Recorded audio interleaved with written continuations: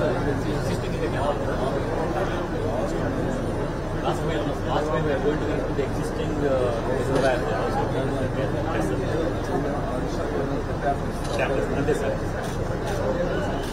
This is over 70% GDN security.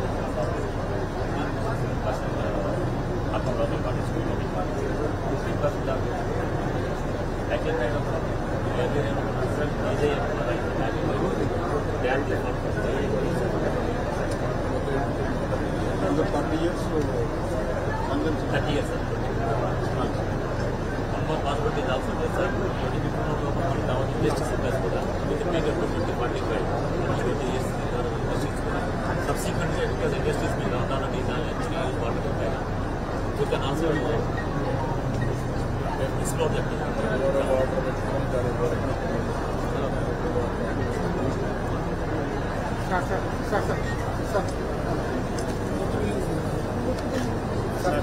Journalist సమస్య sir మా MLA గారు ఉంటే స్థానం ఇచ్చేస్తున్నారు అది మాకు తెలియదు జగన్ కేటాయించారు.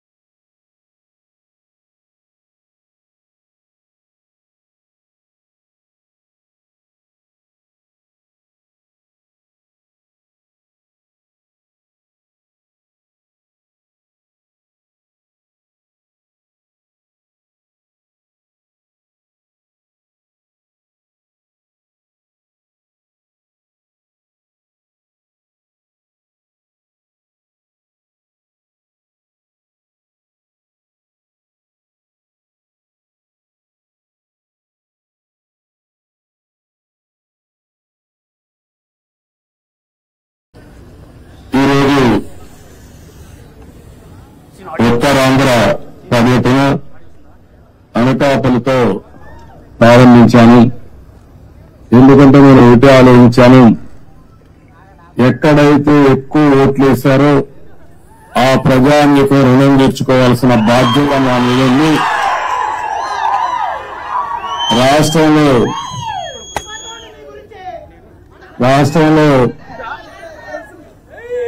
ఎక్కువ ఓట్లు ఉన్న ప్రాంతం ఈ ప్రాంతం ఎక్కువ పడింది. ఈస్ట్ గోదావరి, వెస్ట్ గోదావరి తర్వాత విశాఖపట్నం అయితే 5 లక్షల ఓట్లు పడ్డాయి. ఒక్కొక్క నియోజకవర్గంలో 70-80 వేల ఓట్లు పడ్డాయి.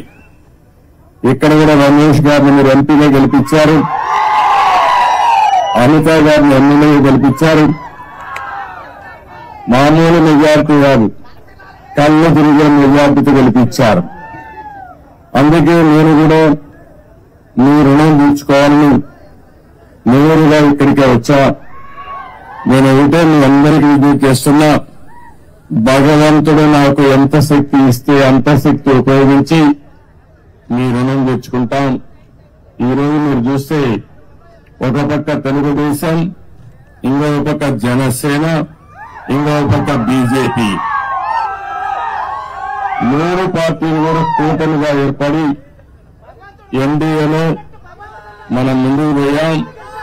మీరు చూస్తే ఏదైతే అరాచకాలు చేసిన వ్యక్తిని, తప్పులు చేసిన వ్యక్తిని ప్రజాకోర్టులో ఏ విధంగా శిక్షించారో మొన్న ఎన్నికల ఒక ఉదాహరణ మాత్రం. ఎవరైనా సరే రాజకీయాల్లో విర్రవీగితే వాళ్ళని కరెక్ట్ చేసే శక్తి మా ప్రజానీకానికి ఉంది. అదే మొన్న జరిగింది.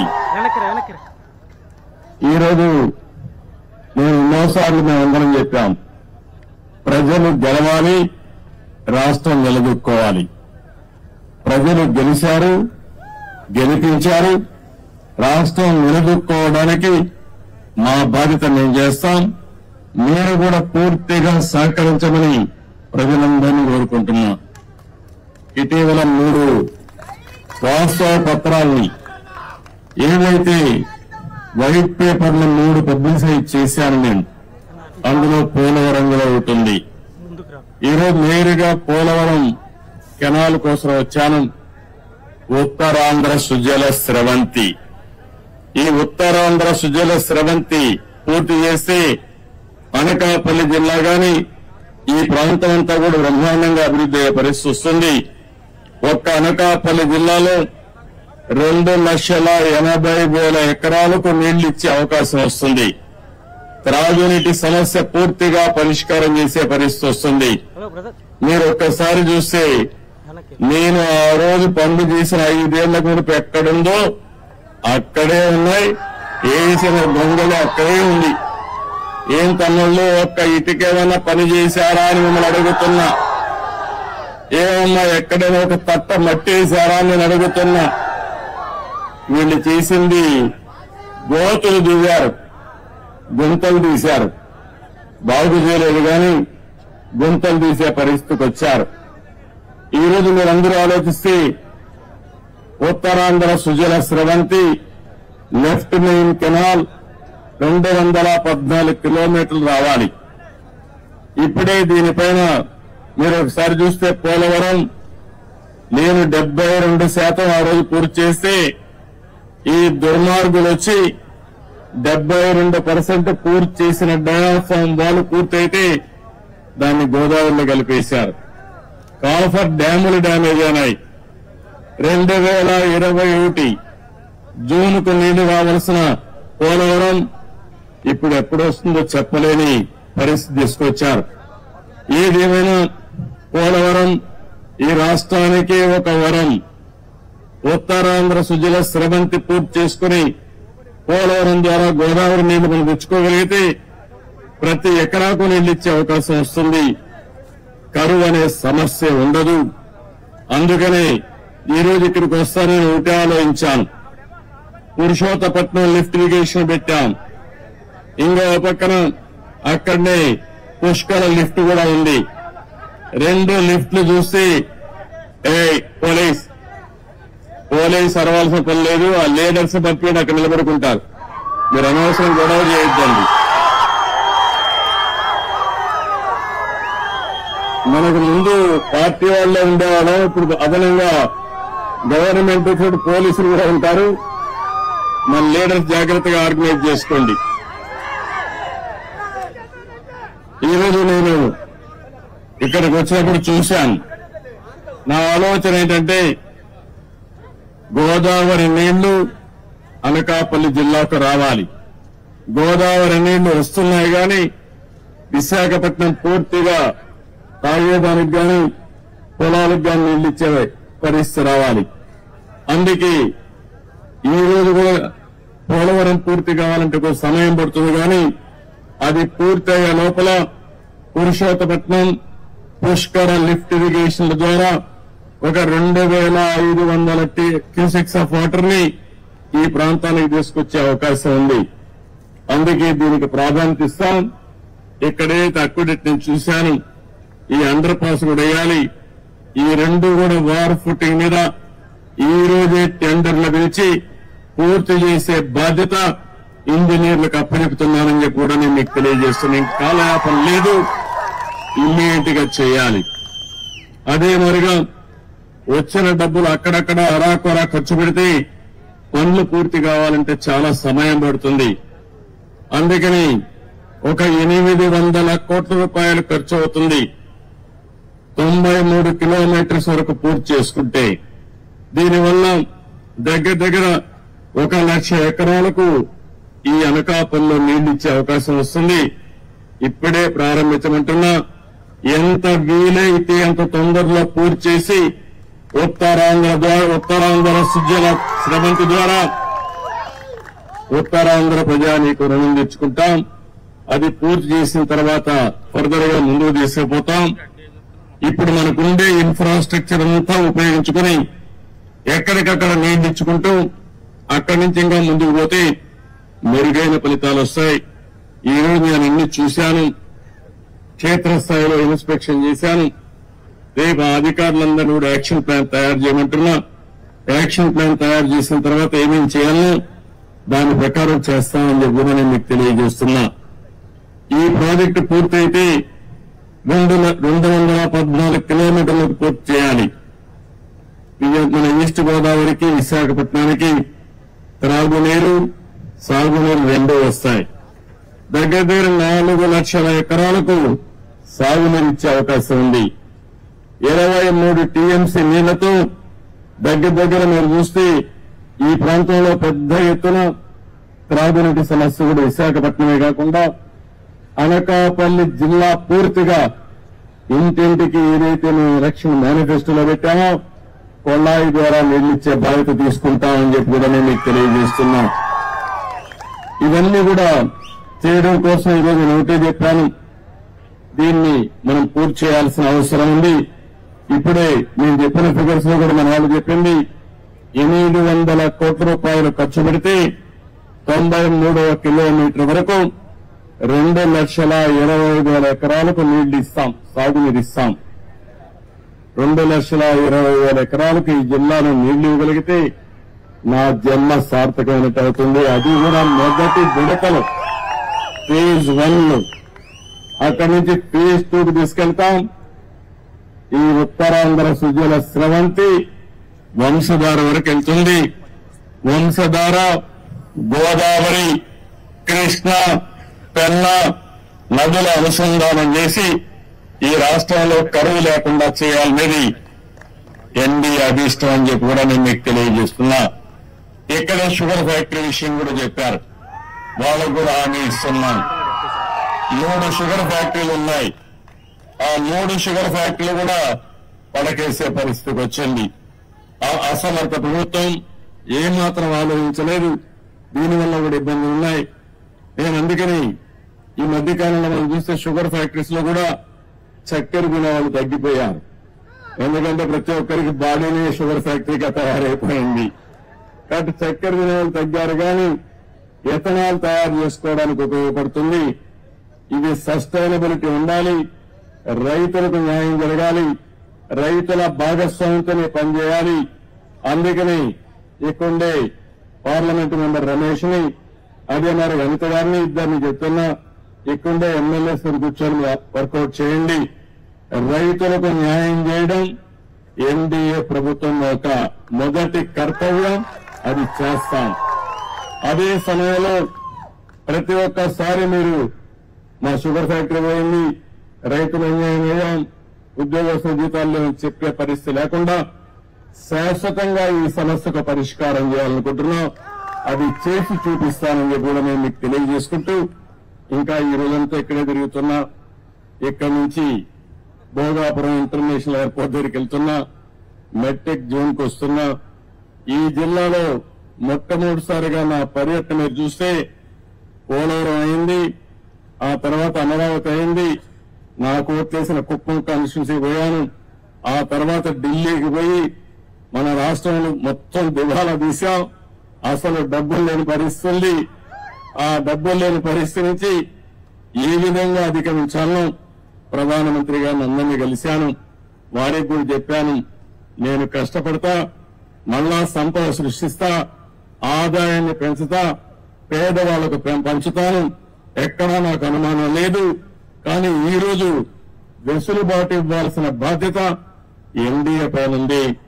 మనందరం కలిసి చెప్పాం, ప్రజలు మన యొక్క ఆలోచనని ప్రభావితమై బ్రహ్మాండమైన విజయం, దేశంలో ఎక్కడా ఇవ్వని విజయాన్ని ఎన్డీఏకి ఆంధ్రప్రదేశ్ గా ప్రభుత్వం ప్రజలు ఇచ్చారు. ఇది ఒక చరిత్ర, ఒక హిస్టారికల్ ఎలక్షన్. ఒక నియోజకవర్గంలో 95,000 ఓట్లు ఒక ఎమ్మెల్యేకి, ఎంపీ కాదు. 95,000, 94,000, 90,000 ఈ విధంగా ఊర్లో ఉండే వాళ్ళందరూ ఏకపక్షంగా ఓట్లేశారు, గెలిపించారు. కానీ మీ రుణం తీర్చుకోవడం మా బాధ్యత. అందుకే నేను ఇంకొక మాట కూడా చెప్తున్నా, ఓట్లేసాం, మా పని అయిపోయిందని ఇంట్లో పడుకుంటే మళ్ళా దొంగ మాటలు చెప్పే వాళ్ళ మాటలు వింటే, వాళ్ళ బజార్లో తిరగనిస్తే మళ్ళా మన బతికేమవుతుందో మీరే ఆలోచించుకోవాల్సిన అవసరం అని నిన్నే చూస్తున్నా. విశాఖ స్టీల్ ప్లాంట్ ఎవ్వరూ ఆలోచించలేదు. మేము దాన్ని ఏ విధంగా కాపాడుకోవాలో మేము ఆలోచిస్తున్నాం. ఈ పనికిరాని పార్టీ ఒకటి ఉంది, అబద్దాల పార్టీ. ఆ పార్టీనే అబద్దాల ఫ్యాక్టరీ. అది వాళ్ళ కడుపు అంతా అబద్దాలు అంటే పొట్ట నిండా అబద్దాలు తప్ప ఏమీ ఉండవు వాళ్ళకి. వాళ్ళు చెప్తున్నారు, ఎప్పుడో వీళ్ళకి కల వచ్చిందంట, నేను ఒప్పుకున్నానంట ప్రైవేటైజ్ చేయడానికి. ఎన్నోసార్లు చెప్పా, తెలుగు వారి ఆత్మగౌరవం కోసం పోరాడినటువంటి ఫ్యాక్టరీ ఇది. ఆరు ఆంధ్ర తెలంగాణ ఉంటే విశాఖ ఆంధ్రుల హక్కుని ప్రాణత్యాగాలు చేసి ఆందోళన చేసి ఈ ఫ్యాక్టరీని సాధించుకున్నాం.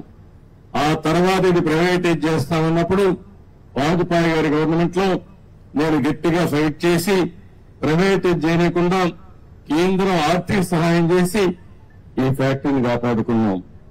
ఇప్పుడు కూడా ఏ విధంగా కాపాడుకోవాలో కాపాడుకునే బాధ్యత తీసుకొస్తాం. ఈ చేతగానే అబద్దాలు చెప్పే వాళ్ళ మాటలు నమ్మితే చాలా సమస్యలు వస్తాయి. ఒక పక్క అబద్దాలు చెప్పే వాళ్ళని ఎప్పటికప్పుడు ఖండన చేయాలి, ఖండిస్తుని మళ్ళా వాస్తవాలు చెప్పాలి. అక్కడ వాస్తవాలు చెబితే మీకు పనులు చేయాలి. ఓసారి మీరు కూడా అనుకుంటారు, అబద్దాలు చెప్పంగా ఏదో సామెత ఉంది,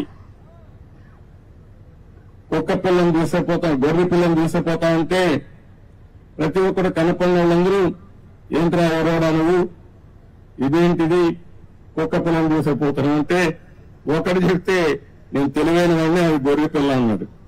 రెండో వాళ్ళు చెప్తే చెప్తే మళ్ళా చూసుకున్నాడు, మళ్ళా నిర్ధారించుకొని ముందుకు పోయాడు. మూడోసారి చెప్తే వీడికి అనుమానం వచ్చింది. నాలుగోసారి అంటే ఇది కుక్క పిల్లని పారేసి వెళ్ళిపోతాడు. అది పందాలో ఈ వైఎస్ఆర్ కాంగ్రెస్ పార్టీ పనిచేస్తా ఉంది. కానీ కరడు గట్టిన ఆర్థిక ఉగ్రవాదులు వీళ్ళు, విశాఖపట్నాన్ని దోచేసినటువంటి దొంగలు వీళ్ళు. వీళ్ళు వదిలిపెట్టే సమస్య ఉండదు. ఏం భయపడవలసిన అవసరం లేదు. మీ మనోభావాలకు అనుగుణంగా ప్రయత్నం చేస్తాను, పనిచేస్తాం. నేను ఏదైతే హామీ ఇచ్చానో సూపర్ 6 అవన్నీ చేపిస్తాం. అది చేయించడమే కాదు, ప్రతి ఒక్క కుటుంబానికి నేను అండగా ఉంటా, చేయించే బాధ్యత నాది. ఇప్పటికే మీరు చూశారు, 30 రోజులు కూడా కాలేదు. వచ్చిన వెంటనే నేను చెప్పిన ప్రకారం పింఛన్లు పెంచాం. 3,000 రూపాయలు 4,000 రూపాయలు చేసి ఏప్రిల్ ఇస్తామని 7,000 రూపాయలు ఒకేసారి ఇచ్చిన ఏకైక ప్రభుత్వం భారతదేశంలో ఎన్డీఏ ప్రభుత్వం. అది పేదవాళ్లపై నుండే ప్రేమ. ఇంకో పక్క మీరు ఒకసారి చూస్తే మా తమ్ముళ్లకు ఉద్యోగాలు లేవంటే మెగా డిఎస్సీ హామీ ఇచ్చాం. మొదటి సంతకం పెడతానని చెప్పాను. మొదటి సంతకం పెట్టాను. మొదటి క్యాబినెట్ లో పెట్టాను. ఆమోదించి నోటిఫికేషన్ ఇచ్చే పార్టీ తెలుగుదేశం పార్టీ. మూడోది, మీ భూములన్నీ కొట్టేయాలనుకున్నాడు. కొట్టేయాలనుకుంటే నేను ఆ రోజు హామీ ఇచ్చాను, మీరు ఏం భయపడద్దండి, ఇది ల్యాండ్ టైటిలింగ్ యాక్ట్ కాదు, ల్యాండ్ గ్రాబింగ్ యాక్ట్. ఇది జగన్ వేసిన పెద్ద స్కెచ్. ఇది దీన్ని ఇమ్మీడియట్ గా కంట్రోల్ చేస్తారు, రద్దు చేస్తానని చెప్పి రద్దు చేసిన ప్రభుత్వం ఎన్డీఏ ప్రభుత్వం అని చెప్పి కూడా నేను మీకు తెలియజేస్తున్నా. అన్నా క్యాంటీన్లు 180 క్యాంటీన్లు 183 ఉన్నాయి. ఆగస్టు 15 నుంచి ప్రారంభిస్తాం. పేదవాడికి అన్నం పెడతాం. పేదవాడికి అన్నం పెడితే సహించలేని మనస్తత్వం ఆయన పేరు కూడా నేను చెప్పకూడదు, ఇప్పుడు చెబితే చాలా చిన్నగా ఉంటుంది. అలాంటి వ్యక్తి వీళ్ళంతా సైకో. మా తమ్ముళ్ళు ఇంకా మర్చిపోలేదు. మర్చిపోతే భయంకరం. నేను మొన్న కూడా చెప్పా, నేను అందరితో మాట్లాడుతున్న ప్రపంచం అంతా, అందరూ మీరంటే మాకు అభిమానం ఉంది, మీ మీద నమ్మకం ఉంది, మేము వస్తా ఉంటున్నారు. కానీ మీ రాష్ట్రంలో ఒక భూతం ఉంది, మళ్లీ అది లేస్తే ఏమవుతుంది కాబట్టి అది కూడా ఆలోచించమని నేను చెప్పాను. ఆ భూతానికి భూత వైద్యులు చూసుకుంటున్నారు. శాశ్వతంగా ఆ భూతాన్ని వదిలించే బాధ్యత మా ప్రజానీకానికి అప్పచెప్పానని చాలా స్పష్టంగా చెప్పాను. ఆ భూతాన్ని పూర్తిగా కంట్రోల్ చేసేది భూత వైద్యులు మీరే, అది గుర్తుపెట్టుకోవాలి. అది కంట్రోల్ చేసి ముందుకు పోదాం. అదే సమయంలో మా తమ్ముళ్ళందరికీ, ప్రజలందరికీ మీ ఆదాయం పెంచే మార్గం అదే నైపుణ్య అభివృద్ధి కోసం సెన్సస్ తయారు చేస్తున్నాం. అందులో ఏ విధంగా మీ ఆదాయం పెరుగుతుంది, యువతకు ఉద్యోగాలు ఏ విధంగా వస్తాయి, ప్రపంచం మొత్తం రాణించాలంటే ఎలాంటి నైపుణ్యం మీకు కావాలో అది ఇప్పించే బాధ్యత మాది. దానికి కూడా శ్రీకారం చుట్టామని చెప్పి కూడా నేను మీకు తెలియజేస్తున్నా. అన్నింటికంటే ముఖ్యంగా ఇసుక, ఉచిత ఇసుక ఫ్రీ. ఏం తమ్ముళ్ళు ఎన్నికల ముందు చెప్పాను, ఫ్రీ ఇసుక ఇస్తానన్నాను, ఉచిత ఇసుక ఇస్తాన్నాం. మాట నిలబెట్టుకున్న పార్టీ ఎన్డీఏ పార్టీ అని చెప్పి కూడా నేను మీకు తెలియజేస్తున్నా. మీరందరూ ఒక పక్క నా మీద గాని, పవన్ కళ్యాణ్ గారి పైన గాని, నరేంద్ర మోడీ గారు చెప్పిన విషయాలు, ఎన్డీఏ చెప్పిన విషయాలన్నీ కూడా మీరు నమ్మారు, పూర్తిగా విశ్వసించారు, మాకు బ్రహ్మాండమైన మెజార్టీతో గెలిపించారు. మేమందరం కూడా మీకు రుణపడి ఉన్నాం. తప్పకుండా మీ రుణం తీర్చుకుంటాం. ఎట్టి పరిస్థితుల్లో ఆలోచన ఒకటి, ఆంధ్రప్రదేశ్ ని నెంబర్ 1 రాష్ట్రంగా తయారు చేయాలనేది ఏకైక ధ్యేయం. ఇప్పుడు ఎక్కడున్నామంటే అందరికంటే వెనకాలన్నాం. మొన్న జీతాలు కూడా ఇవ్వలేము, పెన్షన్లు ఇవ్వలేమంటే నేను ఒకటే చెప్పా, ఏం చేస్తారో నాకు అనవసరం, ఒకే రోజు పెన్షన్ ఇవ్వాలి, అందరికి ఇవ్వాలని, వాలంటీర్స్ ఉంటేనే సాధ్యం అని చెప్పిన పెద్ద మనుషులకు బుద్ధి చెప్పాలని సచివాలయ సిబ్బందితో ఒకే రోజు ఇచ్చాం. అందుకని సచివాలయ సిబ్బందితో ఒకే రోజు పింఛన్లు ఇచ్చిన పార్టీ తెలుగుదేశం ఎన్డీఏ ప్రభుత్వం. అవునా కాదా అని అడుగుతున్నా మిమ్మల్ని. జీతాలు ఇవ్వలేమంటే సాధ్యం కాదని ఒక పక్క పింఛన్లు ఇస్తూనే ఇంకో పక్క ఉద్యోగస్తులు కూడా జీతాలు ఇచ్చాం. రెండు కూడా చేశామంటే అది ఈ పార్టీకి ఉండే కమిట్మెంట్. తప్పకుండా చేస్తాం. మీరు కూడా ఒకటే చెప్తున్నా, ఈ రోజు మీ ఉత్సాహం చూశాను. ఊర్లు కదిలొచ్చారు. మనస్సు నిండా అభిమానమే. ఎంత అభిమానం ఉందంటే ఆ అభిమానాన్ని పూల వర్షం కురిపించి బ్రహ్మాండంగా మాకు స్వాగతం పలికారు. నేను మిమ్మల్ని కోరేది ఒకటే, మేము పనులు చేస్తాం, మీరు ఆలోచించి అవన్నీ ఏ విధంగా అమలు చేస్తున్నాం చూసుకోండి. నేను చెప్పేది మా నాయకులు చెప్పే మాటలు కూడా మీరు వినండి. ఇన్ని మీరు సహకరించండి. మీ యొక్క శ్రేయస్సే మా అభిమతం, దానికోసం పనిచేస్తాం. ఏ పని చేసినా ఈ రోడ్లన్నీ చూస్తున్నా, ఏం చేయాలో నాకే అర్థం కావడంలా. ఆ గొయ్యల్లో ఎవరిని పూడ్చాలి? తమ్ముళ్ళు ఎవరిని పూడ్చాలి? ఆ గొయ్యల్లో ఆ గొయ్యలు పెట్టిన వాళ్ళని పూడ్చాలి. ఇప్పుడు మనం ఆ పరిస్థితిలో ఉన్నాయి. మొత్తం రాష్ట్రమే గుంతలైపోయింది, మన బ్రతుకులే ఆగమైపోయినాయి. కానీ ఈ రోజు మిమ్మల్ని చూస్తే మాత్రం నాకు అనిపిస్తుంది, మొన్నటి వరకు నేను వస్తే బిక్కు వచ్చేవాళ్ళు, ధైర్యంగా కూడా వచ్చేవాళ్ళు కాదు. నేను ఏదైనా జోక్ వేసినా మీరు నమ్మేవాళ్ళు కాదు. ఈ రోజు మీకు ఒక స్వాతంత్రం వచ్చినట్టు మీ మనసులు చూస్తా ఉంటే, మీ ముఖాలు చూస్తా ఉంటే ఎక్కడికక్కడ ఉత్సాహంగా కనపడి వస్తున్నారు. అంతవరకు నాకు జ్ఞాపకం ఉండేది, నార్త్ కొరియాలో కిమ్ ఉన్నాడు. అక్కడ నవ్వితే కొడతారు, ఏడిస్తే కొడతారు. మీ ఇంట్లో ఎవరైనా చనిపోతే ఏడిస్తే కొడతారు, మీ ఇంట్లో ఏదైనా మంచి జరిగితే నవ్వితే కొడతారు. అలాంటి జిమ్ ఇక్కడ ఉన్నాడు. మనకు మొన్నటి వరకు అందరూ ఇబ్బందులు పడ్డాం. కానీ ఈ రోజు మాత్రం మీకు రియల్ గా చెప్తున్నా, ఫస్ట్ మీరందరూ కూడా వాక్స్వాతంత్రమే కాకుండా హ్యాపీగా ఉండడం కోసం భగవంతుడు ఎంత శక్తి ఇస్తే అంత శక్తిని ఉపయోగించి మేము మీకు అండగా ఉంటాం, చేస్తామని మరొక్కసారి తెలియజేసుకుంటూ,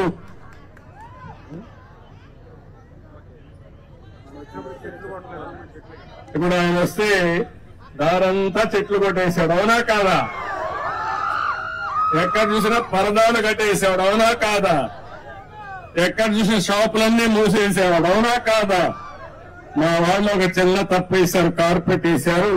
ఇప్పుడే చెప్పా, ఇక్కడ రాజు రాలేదు, లేకపోతే కింగులు రాలేదు, ప్రజలకు సేవకులు వచ్చాం, పొలాల్లో నడుస్తాం, లేకపోతే వాళ్ళ దగ్గరికి వెళ్తాం. ఈ కార్పెట్ కల్చర్ ఇంకా కూడా మీ మైండ్ లో కొంచెం ఉంది. అధికార యంత్రాంగం మొత్తం మారాలి. నెక్స్ట్ టైం మాత్రం ఎక్కడా కార్పెట్ ఉండదు. ఉంటే కార్పెట్ వేసి వాళ్ళపైన యాక్షన్ తీసుకుంటా. ఎందుకంటున్నానంటే అందరం పుట్టింది మట్టిలో నుంచే, మళ్ళా చనిపోతే పోయేది మట్టిలోకి. ఈ ఆడంబరాలు ఇవన్నీ కూడా తాత్కాలిక ఆడంబరాలు కాదు, కావాల్సింది ప్రజల జీవితాల్లో మార్పు తీసుకురాగలిగితే, మీ జీవితాలకు వెలుగు చూపించగలిగితే అది శాశ్వతం, మీ గుండెల్లో శాశ్వతంగా మాకు స్థానం ఉంటుంది. దానికోసం పనిచేస్తాం తప్ప అధికారం వస్తానే కార్పెట్లు, అధికారం పోతే కార్పెట్ లాగడం, అది ఇవన్నీ కూడా చాలా భయంకరంగా ఉంటాయి. అవన్నీ కూడా ఎప్పుడు కూడా ఇలాంటివి నేను అవకాశం ఇవ్వను. ప్రతి ఒక్క పైసా పొదుపు చేస్తాం, ఆ పైసా మీకోసం ఖర్చు పెడతామని మరొక్కసారి మీ అందరికీ హామీ ఇస్తూ, అందరికీ నమస్కారాలు. జై హింద్, జై ఎన్డీఏ, అందరికీ నమస్కారం. Thank you.